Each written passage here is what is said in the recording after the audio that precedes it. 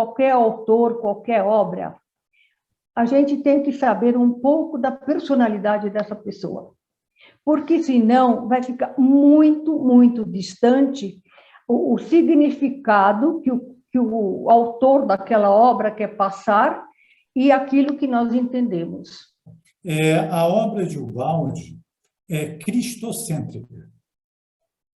Então, estamos falando de uma alma franciscana, mas que tem como tal, como franciscana, que tem a sua inspiração, a sua fonte, o seu roteiro, o seu propósito, sempre a figura do Cristo, como base, como meta, como meio, como recurso inspirador o tempo inteiro. Ele queria sempre organizar, desde que ele começou a se corresponder com o professor, eu acho que nos anos 49, que ele começou a se corresponder, ele queria, sim, entender a dimensão daquela obra e o quanto tinha de conexão com o espiritismo. E aí ele estudou italiano e começou a se corresponder. Ele já tinha notícias que o Dr. Canuto Abreu tinha viajado à Europa e tinha tido um contato pessoal com o professor Ubaldi. E aí ele, junto com mais algumas pessoas de outros estados, começou a organizar uma vinda de Pietro Ubaldi ao Brasil em 51. O destino de Ubaldi não foi determinado nesta vida. Ele já veio praticamente direcionado para essa missão. Claro que ele teve o livre-arbítrio de aceitá-la ou não, no final das contas. Segundo Ubaldi, e aí ele desenvolve isso no livro A Grande Síntese, no livro Deus e Universo, no livro Sistema, no livro Queda e Salvação e no livro Cristo. Esses são os 5 livros cuja o pilar, a coluna vertebral é a queda espiritual. Então, ele diz que a criação do sistema, como é fora de tempo, sempre existiu. Sempre existiu.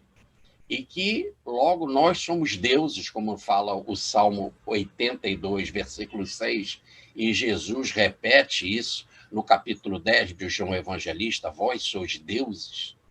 Então, se nós somos deuses, nós sempre fomos eternos. A criação foi uma criação espiritual. Espiritual. E nós fomos criados perfeitos. Estamos falando de Pedro reencarnado. Então, há uma relação visceral, absoluta entre Cristo e ele. E cada página da obra ubaldiana revela e confirma essa inspiração. Agora, é preciso entendê-la tecnicamente, com mais detalhes, para compreender como ela se desdobra ao longo da obra, desde as grandes mensagens, desde a mensagem de Natal, até o livro Cristo, exatamente com esse título, né?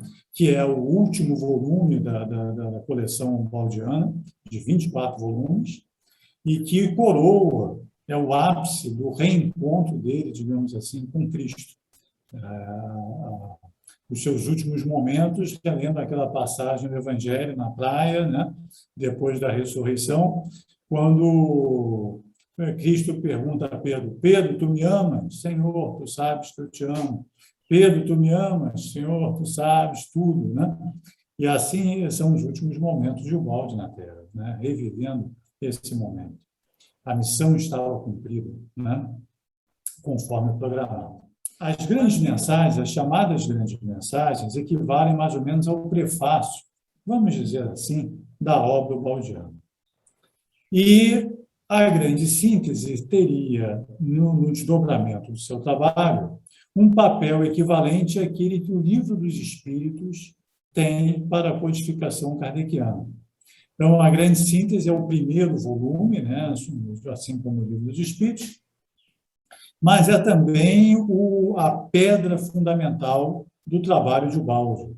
É a partir dele que todo o restante se desdobra, a tal ponto que é possível reconhecer e identificar pedaços da grande síntese nos diversos volumes, né? Assim como na codificação kardeciana você reconhece, digamos, só para citar um exemplo, as partes morais do Livro dos Espíritos perfeitamente desenvolvidas no Evangelho segundo o Espiritismo. Agora, o grande problema é a palavra perfeita e a palavra imperfeita. Nós poderíamos dizer assim: Deus nos criou imperfeito. Ou melhor, nós sempre fomos imperfeitos. Mas esse imperfeito não é no sentido de errado. Deixa eu te explicar. Vamos imaginar que Miguel Ângelo teve a ideia de fazer lá a Pietà. Sim.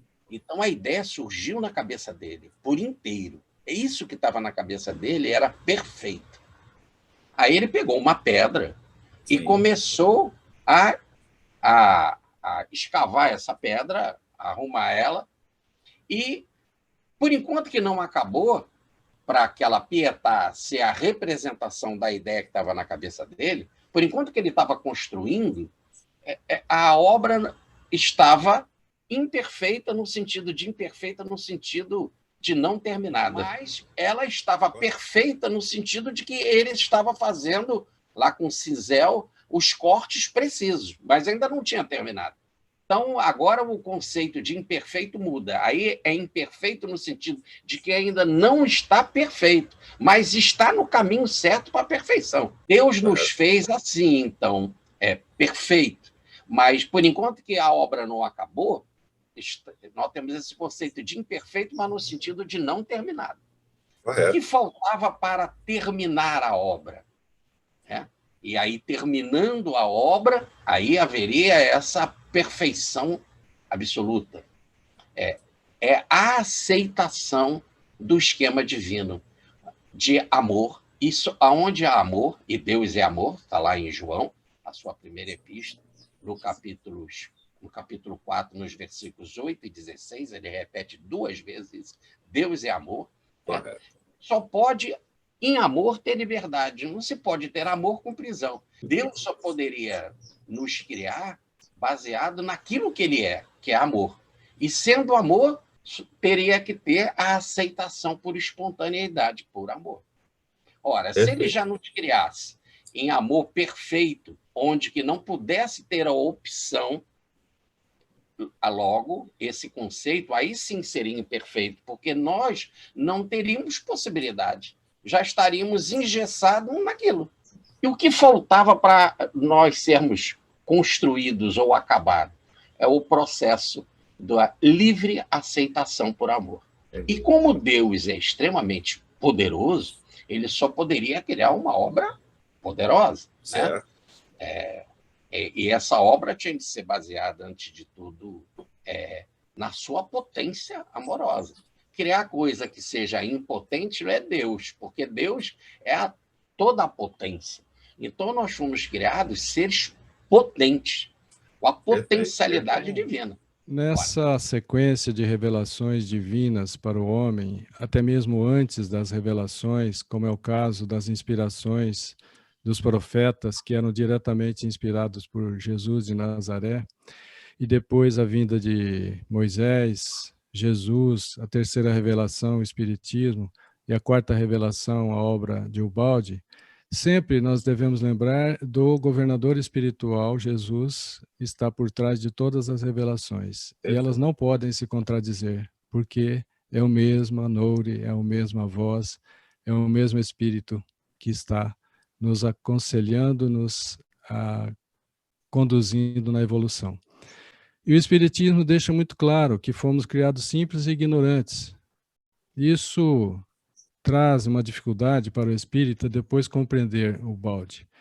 Porque no Espiritismo, a obra está toda focada no semiciclo evolutivo.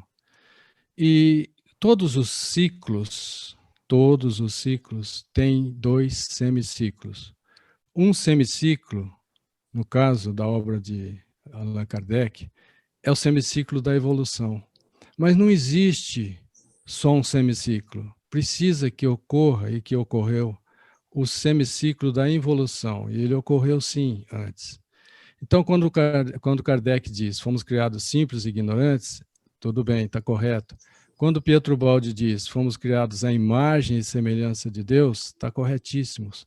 Fomos criados com E, que é a criação original. Se nós pegarmos grandes mensagens, aliás, eu até já fiz um seminário sobre isso, e pegar a grande síntese e a grande mensagem significa como se fosse o livro dos Espíritos em relação à obra kardeciana. Tudo que o Baldi vai escrever depois é em decorrência do que foi escrito nas grandes mensagens e na grande síntese. Ou seja, a grande síntese não é uma síntese só de ciência, filosofia, religião e arte, porque inclusive um dos capítulos da grande síntese é sobre arte. A grande síntese é uma síntese da própria obra que vai nascer em 24 volumes, do qual tem inclusa a grande mensagem e a grande síntese. E ela vem fazer uma síntese. Na verdade, o que o Baldi falou, meu grande objetivo é dar continuidade ao trabalho de Darwin, mostrando que a evolução não se dá apenas na forma, mas também num processo de psiquismo. Ou seja, a evolução não parou na forma. E ele vai e faz uma coisa mais extraordinária. Ele fala, o meu trabalho também completo de Einstein, porque ele não vem numa visão apenas de uma relatividade cósmica, mas uma relatividade de toda a existência. Então ele coloca que os grandes objetivos da vida dele era exatamente trazer esse conhecimento e exatamente fazer com que esse trabalho chegasse ao coração de tudo como síntese. Existem algumas ideias muito revolucionárias que surgiram com a física do século XX, e a gente vê que quando o Baldi escreveu a grande síntese, essas ideias ainda estavam começando a se tornar de domínio popular, descoberta, né, de próton, de nêutron, qual que é a estrutura do núcleo atômico. Várias dessas ideias ainda não estavam muito precisas para a grande massa, para as pessoas de um modo geral. E o Baldi vai tocar em A Grande Síntese em temas, né, dessa natureza, vai falar da estrutura da matéria, vai apresentar, por exemplo, um processo de evolução dimensional no universo, em que o tempo ele aparece a partir de um certo momento. Então é algo interessante, estranho até falar isso, que o tempo aparece num certo momento, mas ele está associado a essa fase beta da nossa evolução. O Baldi fala, né, das fases gama, beta e alfa, que seriam matéria, energia e espírito. E na fase de energia que estaria associada essa noção de tempo que a gente vive, essa noção de tempo que faz parte da nossa experiência humana. Então é muito interessante ver que esse aspecto do tempo, ele nasce como algo emergente, como algo posterior. Então é muito bonito porque a física sempre trabalhou a ideia de que existia um palco espaço-temporal dentro do qual existe matéria, e tudo que se deriva parte desses três elementos básicos. Quando a gente estuda na escola, por exemplo, lá o Sistema Internacional de Unidades, tudo vem de quilograma, metro e segundo, que é massa, espaço e tempo. Esses três ingredientes. Então, sempre foi posto isso como algo dado, essas coisas estão postas, e a partir daí você deduz tudo que vem na física, as leis, a interação entre as partículas, a gravitação, o eletromagnetismo, a termodinâmica e tudo mais. No capítulo 12, diz assim, e essa é uma imagem interessante, que quando houve a queda, Lúcifer arrastou 1/3 das estrelas do céu.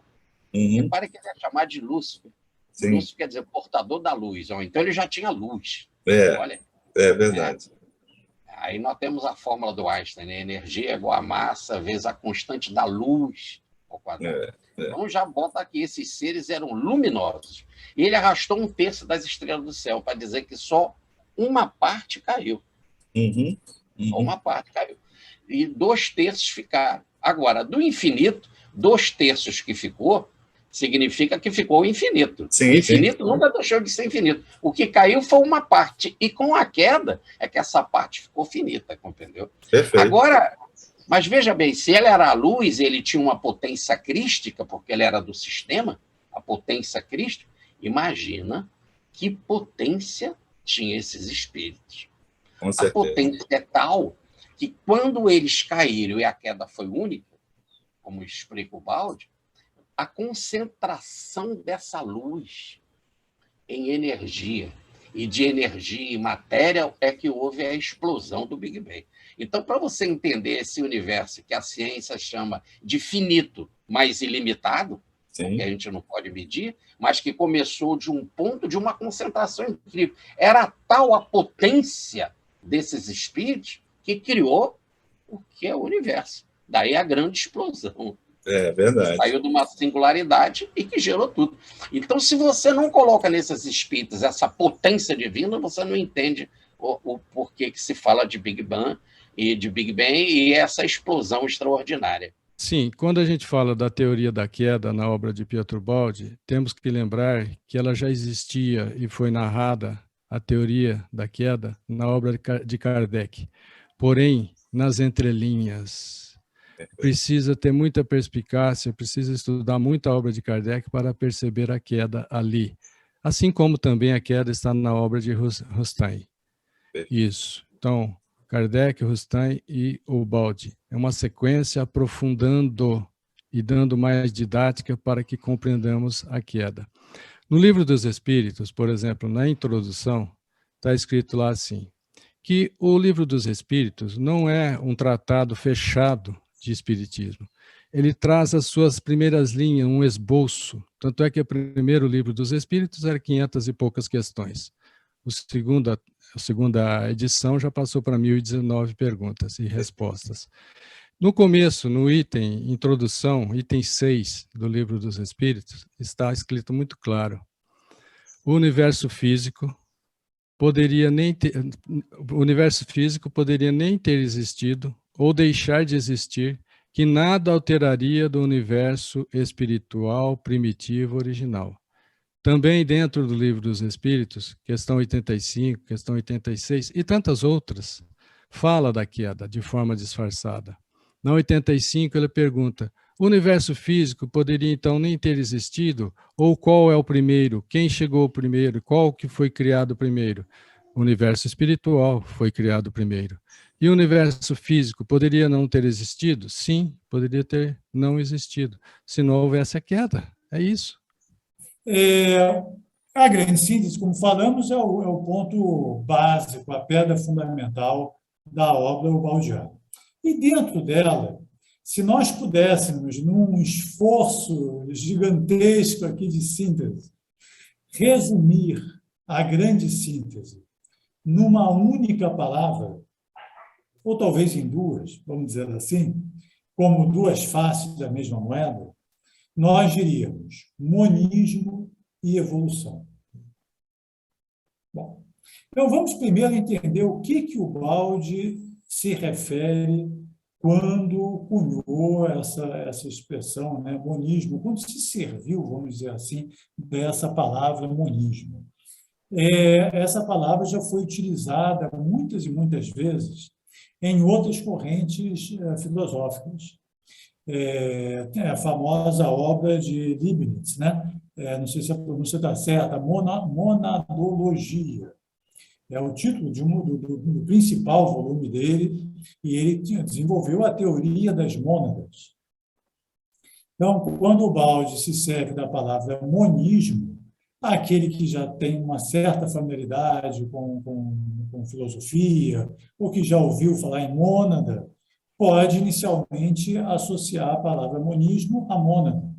Mas seria um equívoco, porque na acepção ubaldiana, monismo tem a ideia de traduzir unicidade, unidade, no sentido de mono, né? de uno, nesse sentido, e não de mônada. Né? Então, essa é a primeira explicação que precisa ser feita. Unidade de quê? Então, ele conjuga dois aspectos também numa supersíntese fantástica. Unidade de princípios e unidade de substâncias. Unidade de princípios que se traduz na lei divina, unidade de substância que se traduz na substância divina. Por evolução intelectual, por evolução moral, nós saímos dessa região. adentramos a crença em um Deus único através do povo hebreu e através do grande Moisés. Mas ficou um monoteísmo de um Deus antropomórfico, como se ele tivesse a nossa forma, a nossa aparência, a nossa imagem, e se tivesse sentado em uma poltrona com a sua barba branca assistindo a sua criatura. Mas tudo isso orquestrado, planejado pelo nosso Cristo, foi possível e estamos caminhando para o monismo, para a busca de uma substância única na formação de todo o universo, na busca de uma lei que regesse todos os fenômenos do universo. Essa busca, ela é antiga. A palavra monismo não é nova, não foi cunhada por Pietro Baldi. Essa busca é antiga. Acreditava-se que era a terra capaz de gerar todas as outras substâncias, a água, o ar e o fogo. Depois pensaram que era o contrário, que era a água ou que fosse o próprio ar. Então, quando Paulo de Tarso diz que tudo é feito de Deus, que nós estamos em Deus, nos movemos em Deus, né? O fluido cósmico universal, a expressão que se consagrou, né, no meio espírita, na nossa doutrina, seria a substância mãe de todas as coisas, né? E ao pensamento de Deus, a lei, a base sobre a qual essa substância se organiza e floresce e vive, né? O Baldi, certa feita, estava caminhando na praia de Falconara, no mar Adriático, no norte da Itália, e diz ele que o céu se abriu diante de seus olhos e ele viu uma fórmula que nós chamamos fórmula do universo, fórmula filosófica do universo. E ao estudarmos esta fórmula, nós nos apaixonamos por ela. Por isso ela está estampada aqui no nosso peito. E esta fórmula é fantástica. Vocês estão vendo aqui alfa, beta, gama, gama, beta, alfa, fechando um ciclo. Alfa é representação de espírito, beta de energia, gama de matéria, ômega é o símbolo da substância, que é o elemento que forma alfa, beta, gama. Portanto, é o elemento fundamental da criação, é o hálito divino que vai formar espírito, energia e matéria.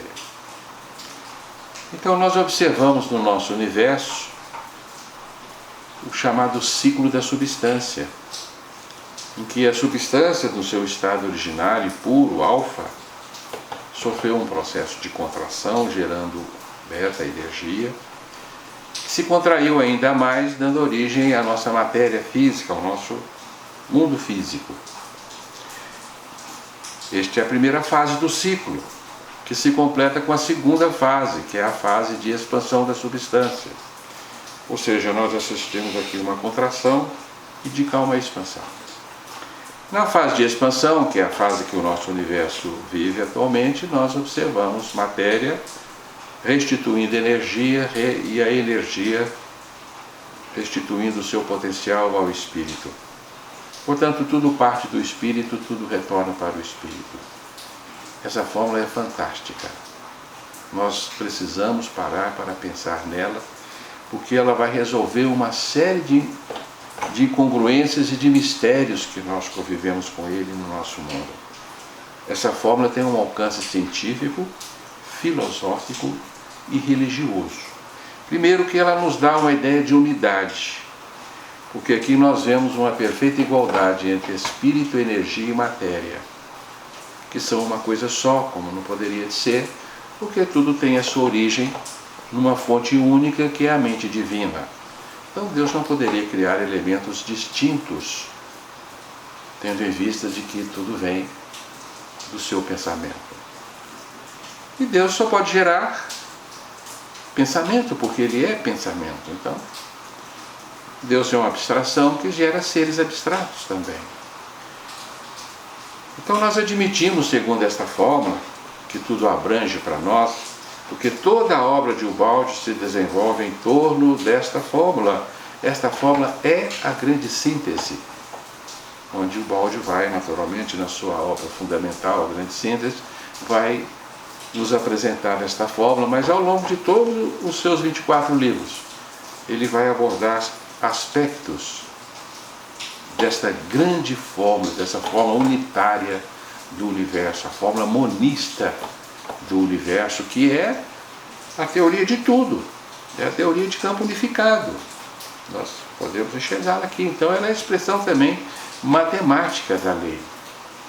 Então nós vemos no primeiro instante em que o espírito criado puro, como essência, como uma abstração, sem formas, né?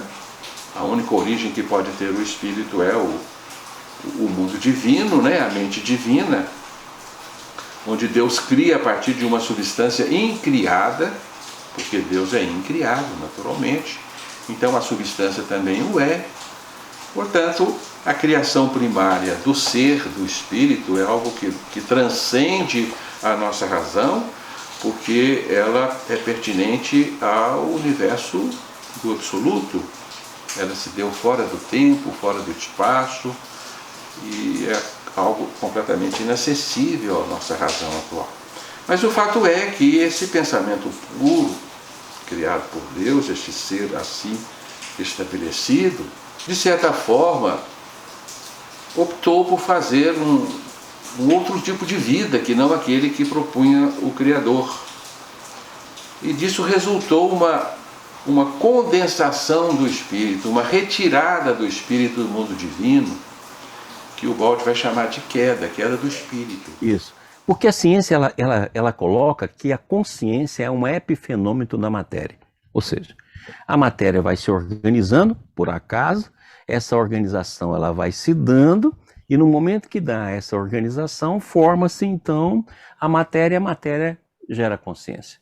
Essa teoria não explica nem nada de todos os fenômenos que existem na vida, mas elas estão lá. Agora, outra teoria que nós temos, então nós só temos duas teorias. Ou tudo é matéria, ou tudo é consciência. Quer dizer, não tem outra saída. Ou é tudo matéria, ou é tudo consciência. E dentro desse campo, nós temos então o Ubaldi trazendo para a gente uma solução extraordinária. Ou seja, nós temos uma só substância, que é exatamente a síntese do monismo ubaldiano. Essa substância, a partir de algo que existe fora do tempo e do espaço desse universo, se contrai na forma de consciência, depois se contrai na forma de energia, depois se contrai na forma de matéria, e a evolução é a expansão ao contrário desse semiciclo, que é exatamente a vinda de Deus e a ida para Deus, formando então todo o conceito que existe na matéria. E isso não se dá de uma forma isolada. Aí o Ubaldi traz outra contribuição que eu acho extraordinária, que é que cada unidade menor é formada de outras unidades menores que contribuem na formação das outras unidades maiores. Ou seja, ele mostra a evolução das unidades coletivas. Quando a gente fala, por exemplo, na teoria do Big Bang, é muito comum existir essa pergunta, se eu não me engano, é de Santo Agostinho, né, o que Deus fazia antes da criação do universo, ou o que existia antes da criação. Mas a concepção da ciência, né, a concepção materialista da ciência hoje é de que o próprio tempo é uma propriedade que nasce com o universo. Então não faz sentido falar de antes. Então, né, sempre foi um desafio. Essa noção do Big Bang, nós temos lá o Einstein, por exemplo. O Big Bang é uma teoria que foi derivada das equações de Einstein. Einstein propôs as equações que descrevem a dinâmica do espaço e do tempo. Algo muito estranho para a concepção de Newton, que para Newton espaço e tempo eram coisas rígidas, postas. Einstein mostrou que não, que espaço e tempo eles têm propriedades que mudam. E essas propriedades, como essa coisa muda em função da presença de matéria, é descrito pelas equações de Einstein, as equações da relatividade geral. Mas o que o Einstein, o que é surpreendente é que a teoria do Big Bang, ela nasce das equações do Einstein. O padre Lemaitre, ele estudando as equações, chegou na proposta do Big Bang, e o próprio Einstein não aceitava a teoria. Olha que interessante. O cara, né, a pessoa que criou as ideias que deram origem à teoria do Big Bang, não aceitava a teoria, que era uma consequência natural das suas equações, de que a grande lei que a gente vai ver ser expressa lá em A Grande Síntese, é a lei da evolução. O Baldi fala, ele nos relata isso na sua biografia, que houve um certo momento de sua vida onde ele tinha várias perguntas, tentando responder alguns porquês da sua mente, e um dia o professor falou na aula a palavra evolução. Ele disse que aquilo soou como um trovão, né, como algo muito forte, e vibrou dentro dele. Então a gente vê essa ideia da evolução está presente no pensamento baldiano desde o começo. Ele acredita a Kardec, ao trabalho, né, dos espíritos, codificado por Kardec, o mérito de ter descortinado o panorama da reencarnação, que para ele foi um ingrediente que, quando o Baldi, estudou o Livro dos Espíritos, serviu de base para muita coisa que ele escreveu, para muita coisa que ele captou intuitivamente. Então, o Baldi vai partir dessas ideias e propor que o universo ele vive um processo de evolução muito mais transcendente, muito mais profundo, muito mais grandioso do que a mera evolução que a gente aprende com Darwin, por exemplo. O Darwin nos ensina a evolução das formas biológicas, e o Baldi vai falar que a evolução está em tudo, em tudo.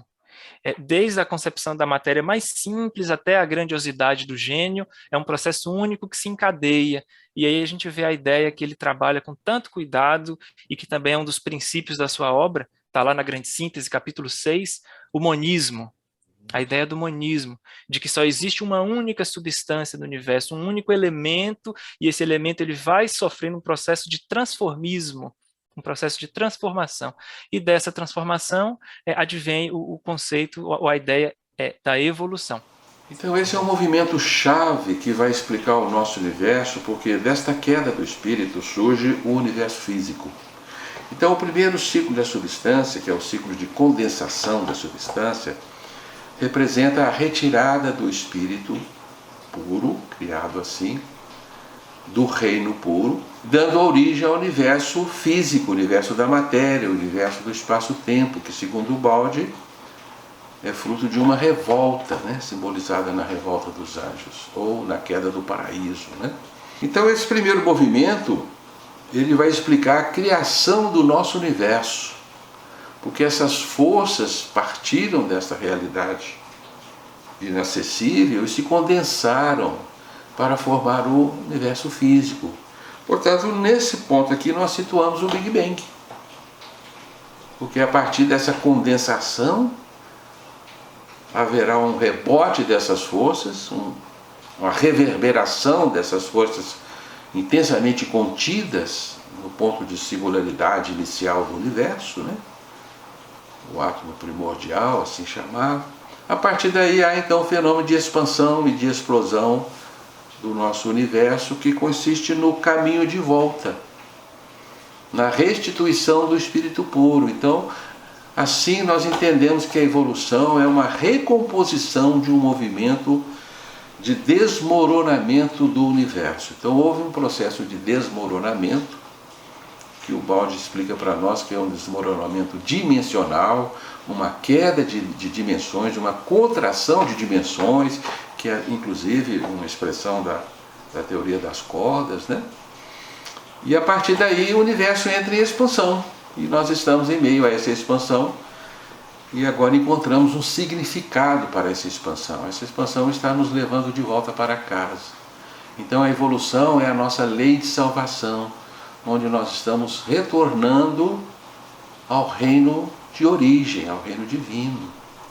Então é fantástico, é mágico essa fórmula.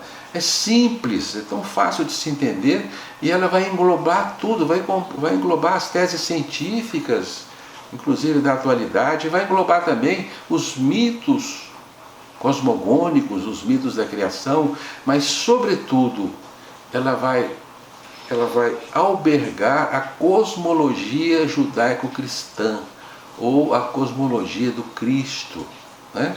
E nós vamos compreender que o nosso universo e todos que habitamos este universo somos espíritos que nos evadimos da casa paterna e agora nós estamos num processo de retorno, tal qual Cristo nos explicou na parábola do filho pródigo.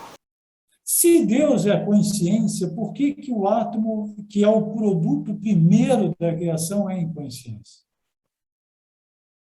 Se Deus é pureza, por que que se diz que a matéria é impureza? O tempo inteiro, na revelação espírita, a matéria é associada à impureza, né? Se Deus é bondade, por que que no nosso universo existe o mal? Diz Kardec lá no capítulo 28 do Evangelho segundo o Espiritismo, antes do comentário à prece do Pai Nosso, que de Deus não pode provir o mal.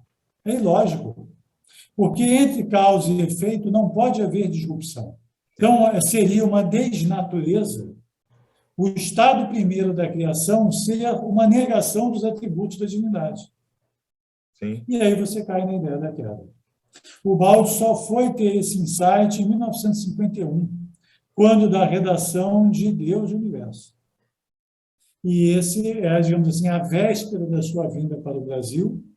E pode-se dizer que, embora ele tenha tido o insight da queda lá na Itália, né, com a redação de Deus e o Universo, nós poderíamos dizer com muita propriedade que a chamada teoria da queda, o Baldi a desenvolveu nos 14 volumes desenvolvidos aqui no Brasil, com destaque para o sistema, queda e salvação, e Cristo, né? Mas que está presente em todos os outros, por assim dizer. Então, com o desenvolvimento da queda, formam-se e completam-se os dois semiciclos da obra baldiana. O da evolução, que vai do átomo ao arcanjo, e o da involução, que explica a origem do universo, a origem dessa parte que poderia nunca ter existido e que só existiu em função da queda, mas que deixará de existir quando esse ciclo se completar. No Livro dos Espíritos, livro 2, que é o que trata do mundo espírita, né, o capítulo 1 se chama Dos Espíritos. Verdade. Então, Kardec vai tratar sobre origem e natureza dos espíritos, e ali a gente vai ver os espíritos alertando, né, que faltam elementos para a gente entender com profundidade alguns aspectos da origem do espírito, né, falta-nos maturidade espiritual. Lá no comecinho do Livro dos Espíritos, a gente lembra que para compreender a natureza íntima de Deus, falta-nos o sentido, né, falta-nos uma capacidade de percepção que acreditamos que o professor Baldi já tinha desenvolvido de modo mais maduro do que nós. Daí a possibilidade dele de acessar essas revelações.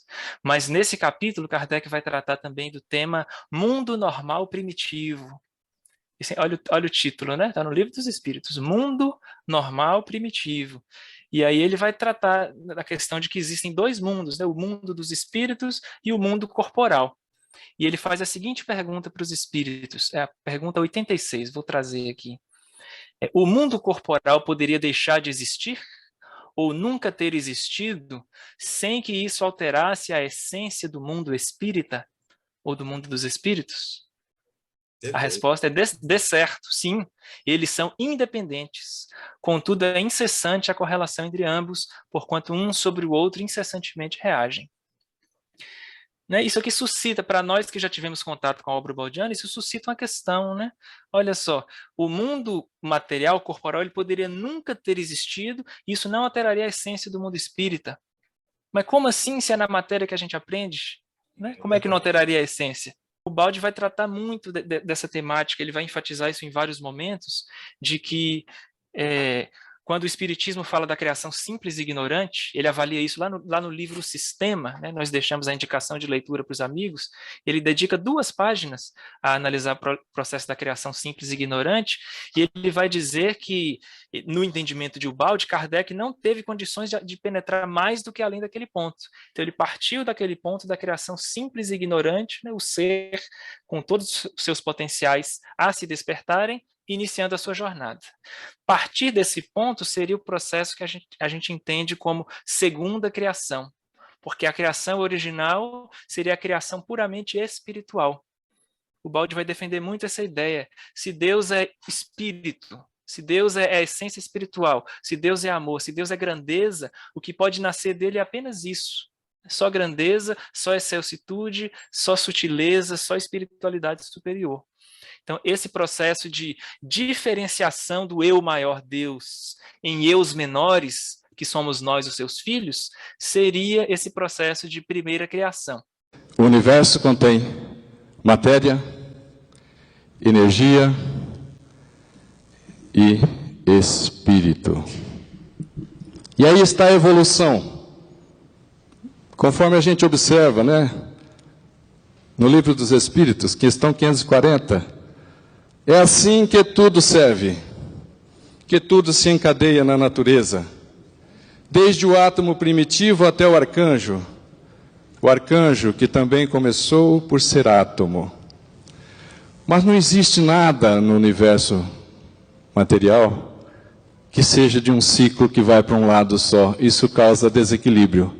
Se houve ou se está acontecendo evolução, é porque existe um momento em que houve involução do espírito vindo à energia e da energia condensando essa concentração dinâmica na matéria. Período de involução. Faltava a nossa ciência estudar o espírito, e eu vou explicar já já.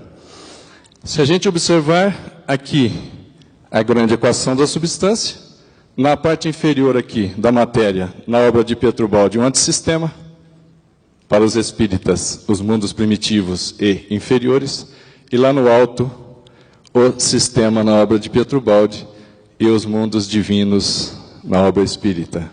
Na época da grande síntese, né, o materialismo que imperava, né, ele possuía uma visão, né, que é a visão do lado material da vida.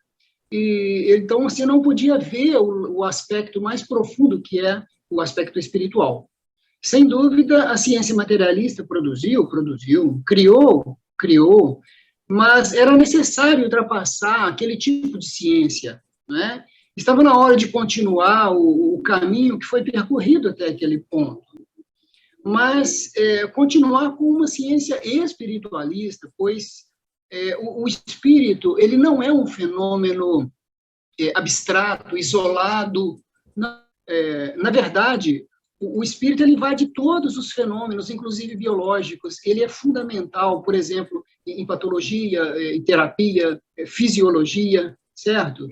O próprio dinamismo vital, que é vibrante, né? Ele está todo permeado pelo espírito. Não há como dissociar o espírito, mesmo dessa realidade tangente que nós, ou tangível seria melhor o termo, né, que nós observamos aí com sentidos, né? Então, o materialismo ele fez do homem um ser mau, né? Olha o que sua voz na grande síntese nos diz.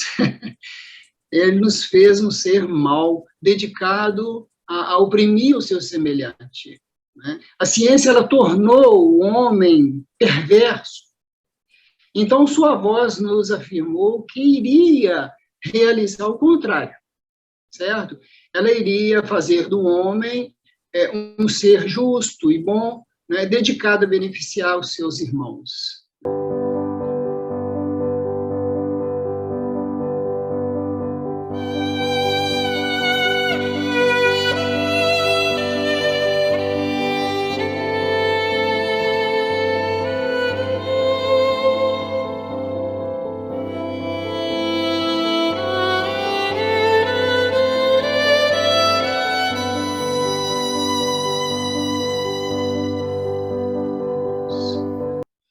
Sua voz nos disse que, por meio da própria ciência, ela faria do homem um ser melhor. A ciência com uma nova ética, é claro, e uma nova civilização. Então, todos esses subtemas estão correlacionados. Você teve uma inspiração grandiosíssima em elencar nessa ordem, não é? Porque estão todos correlacionados, né? Então, a nossa razão, ainda falando sobre essa nova ciência, a nossa razão, ela não é absolutamente medida das coisas, né? Nós somos ciência, né? Ela representa uma fase. Então, na verdade, a nossa consciência, ela é um fenômeno entre fenômenos. É o que nos diz lá na grande síntese. Achei essa frase estupenda, maravilhosa, né? Então, a ciência que o homem construiu no passado, ela teve o seu valor. E o homem teve que criá-la como a criou. Né? Tudo certo. Né? Mas, na época da grande síntese, o homem chegou a um ponto em que, para ele poder avançar, não é? Era preciso criar uma nova ciência. E diz o Balde que tudo tem origem nessa substância. Essa substância, ela é incriada, é uma substância divina. É o substrato da criação, é o que dá sustento a toda a realidade, a tudo que existe. Tudo que existe é feito de alguma coisa que não se sabe o que é, e chamamos de substância. Então, substância não se define, substância não dá a conhecer a sua natureza, né? É algo abstrato, é uma parcela do pensamento divino, uma parcela não limitada do pensamento divino. Então, essa parcela se individuou para gerar o Espírito, o Filho de Deus, criado à imagem e semelhança do seu Pai. Então, segundo essa concepção, os Espíritos foram criados no mundo divino, nasceram no seio do absoluto, não havia outra possibilidade. Fez-os de substância incriada, individuada em eu sou menores, né? Filho do eu sou maior. Então, essa é a concepção de Ubaldi da criação, chamada criação originária, criação primária, que se deu fora do tempo, fora do espaço, portanto, inacessível à nossa razão, tão limitada razão insuficiente para entendermos ainda mais esse processo originário de criação. O fato é que o ser criado como um Deus também, e espalhados ao infinito, porque os filhos de Deus, né, foram infinitos, diz o Balde que parte desses infinitos filhos divinos, esses infinitos eu sou menores, partes decidiram, optaram por uma outra vida que não aquela que o Criador oferecia. Segundo Balde, eles tiveram uma pretensão inadequada de crescimento, algo que não podia realizar-se no universo absoluto. E o resultado disto foi uma inversão desta força. Ou seja, a pretensão de crescimento deu origem à contração do ser, que nós chamamos então de queda do espírito, que é uma precipitação dimensional do ser. O resultado desse processo foi o nascimento da matéria e a formação do universo físico, que compreendemos de imediato não tratar-se de uma obra original do Criador, mas de uma segunda criação, uma criação produto de um desmoronamento, né, de uma revolta, de uma fuga do seio divino. Então, segundo Balde, essa é a origem do nosso universo, do universo físico. Por isso o universo nasce do caos, segundo a ciência, né? Então nós situamos aí o Big Bang, que segundo a ciência, houve uma condensação de forças que saltaram, não se sabe de onde. Olha que linguagem interessante da ciência, né? Saltaram, caíram, precipitaram-se, né, de uma outra realidade e condensaram-se num ponto adimensional, né, chamado singularidade, dimensão nula e densidade infinita. E o que aconteceu? Esse ponto explodiu, porque reverberou sobre si mesmo. Essas forças contidas da substância, né, que não podiam existir desta forma, elas reverberaram, produzindo então o fenômeno da expansão cósmica. Portanto, nós vivemos agora a segunda fase do ciclo, porque na primeira fase o espírito se condensou em energia, a energia se tomou em matéria.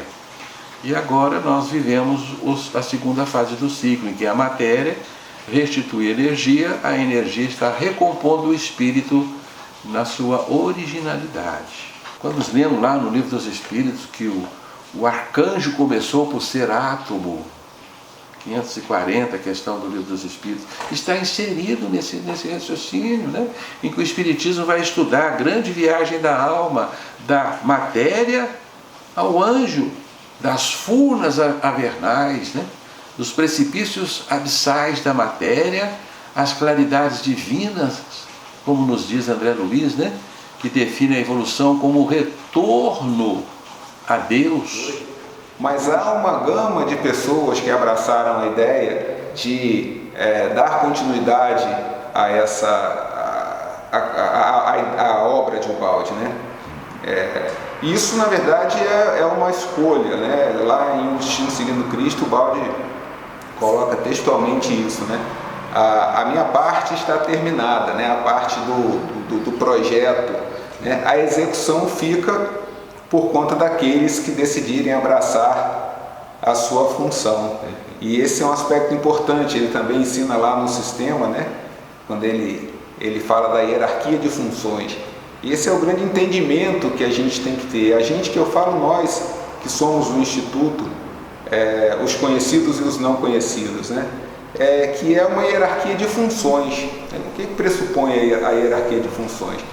Pressupõe a obediência ao seu papel em função de um centro só, que é a lei de Deus, ou se a gente quiser, a própria obra. Então, essa é a ideia. Cada um no Instituto cumpre uma função, né, específica em relação a esse grande projeto que é a divulgação da obra, preservação da obra, manutenção da obra neste mundo, toda essa ideia levada para que ela sobreviva nesse mundo, no antissistema, para que esses herdeiros espirituais, como assim o próprio Ubaldi chamou, venham a cada vez mais, né, agregar e somar a nós.